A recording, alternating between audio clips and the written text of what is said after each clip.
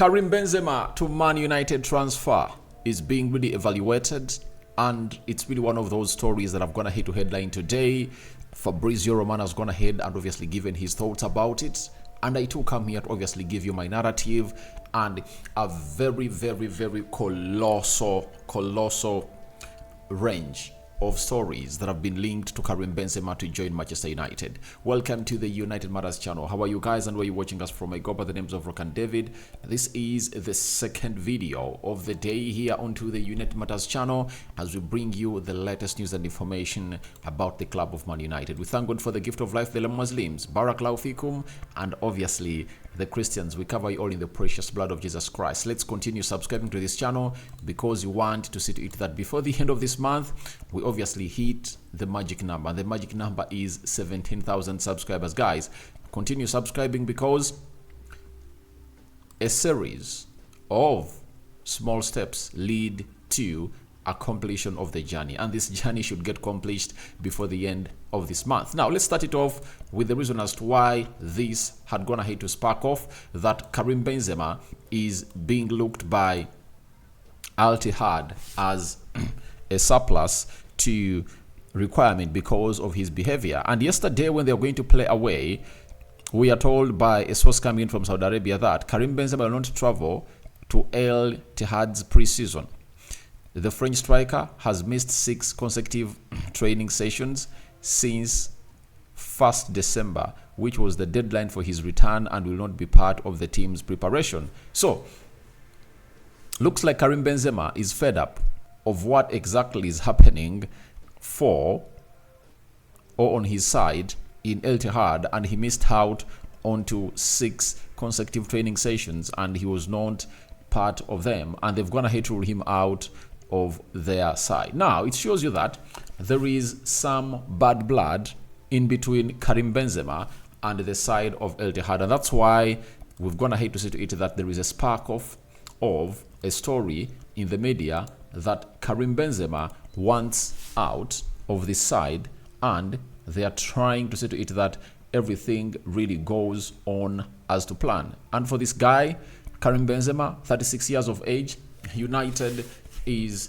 being linked to him because we are really in search of a striker. And let's see who first went ahead to obviously bring in the story. It was Court Offside, and they had the following to say about Karim Benzema. Court Offside said, Manchester United are exploring a 6-month loan deal for Al Ittihad striker Karim Benzema. That's what we say. That's what we got via Javier Parapena, you know. Then another story coming in through from Fangs Gonais. This is French outlet, that is Team Olympique Lyon, confirming to us that Man United and Lyon are interested in signing Karim Benzema on loan. That's what they went ahead obviously tell us about Karim Benzema, and it brought us to the big factor to discuss about Karim Benzema to Man United.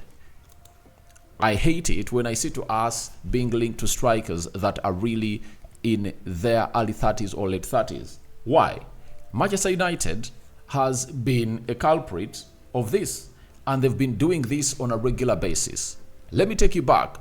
Falcao was in his 30s and they brought him to Man United. You know, after that, we got Zlatan Ibrahimovic. After Zlatan Ibrahimovic, we got in another guy called Edison Cavani. After Edison Cavani, we got in Cristiano Ronaldo. After that, there is Odion Igalo. There is Weghorst, you know. However much Karim Benzema is of a quality striker, and everyone would love him to be at the club of Man United at his prime. And remember, we wanted him, and he chose Real Madrid over Manchester United, of which I think he made a very brilliant decision. We don't need Karim Benzema. We don't need Karim Benzema. I hate the plasters on the wound. I hate the stopgap signings at the club of Man United. You know, you bring him in, he'll get you goals, but he's not gonna be here for a long time. And we've been putting out stories being reported from special correspondents for the club of Man United that Sancho, Anton Martial, Casemiro, and Varane are on the verge of leaving Man United because of the salary they earn. Now, you get in Karim Benzema on a loan, how much money are you going to pay him? Because he earns a lot of money, past £1 million a week. So even if you are to pay half of his wages, can you get in a player who is really that worth?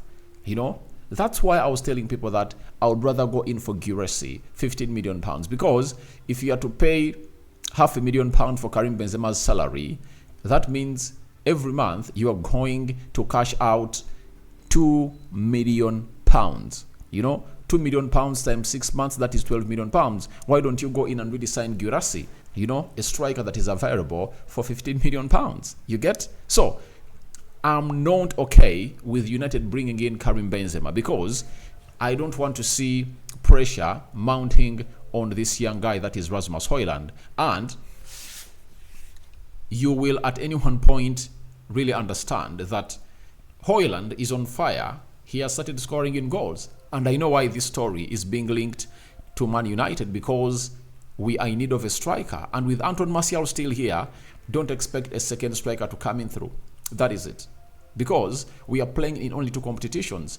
If we were still in the Champions League, there would have been a lot of pressure for Man United to bring in a striker that can obviously take them to where they deserve to be. But right now, I see no urge for United to get in a second striker like Karim Benzema, because it's not what we're supposed to be doing. All you have to do is, let's look through and see who are we going to move out and who are we ready to bring on at the club of Manchester United. And Fabrizio Romano, appearing onto the United stand this evening, has come out and really said the following, that Benzema leaving South Africa is very complicated, but let's see. Sorry, leaving Saudi Arabia is very complicated, but let's see. The situation with Man United and Karim Benzema is not concrete or advanced. So the fact is, there is no concrete advancement of this deal. But when you hear United being pointing out to these strikers like Karim Benzema, don't rule it out. As Rokan David, I don't want it to happen. I don't want it to happen. But you cannot rule it out. Don't rule it out, because these are deals that United are fond of doing. And this is where I'm going to question the competency of Sir Jim Ratcliffe and his Ineos team, if at all they give green light to such a transfer. One will say it can help us really into the remaining time. But do you know that Karim Benzema is an injury-prone player? He's an injury-prone player. What if comes in through and really gets injured? And how are you going to balance your minutes, his minutes, with those of Rasmus Højlund? I would rather not get in a striker, and try to see to it that Rasmus Højlund utilizes his chances, because we might be here and Rasmus Højlund has gone ahead to switch on. He has gone ahead to switch on, and when he switches on, I told you he's going to score more 13 goals and he's gonna hit 20 goals. I told you this even before they brought him in. I was really an advocate of him scoring 20 goals a season. Now, if you bring in Karim Benzema right now, his game time is going to really reduce. And remember, we are playing 1 game per week. So, if you're playing 1 game per week, then all we need is, let's keep Rasmus Højlund here.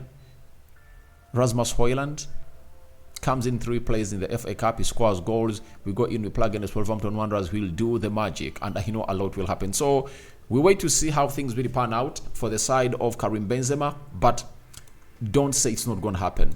I don't want it to happen, but Man United can try to go all out and really get in players like those. And with Sir Alex Ferguson on the board, he'll tell Ratcliffe that let's get him in to play for 6 months, because I used to get in Henrik Larsson when the MLS was in the break. He gave us some 3 good months before their season really went ahead to resume. And Sir Alex Ferguson admired Karim Benzema, but I want that to stop immediately. Let's go in for long-term fixes. Let's not go in for short-term fixes in there. Now, let's go to Andre Onana, who has not gone ahead to start in the game of Brazil. Sorry, Cameroon is not even part of the squad, and his team is trailing by 1-0.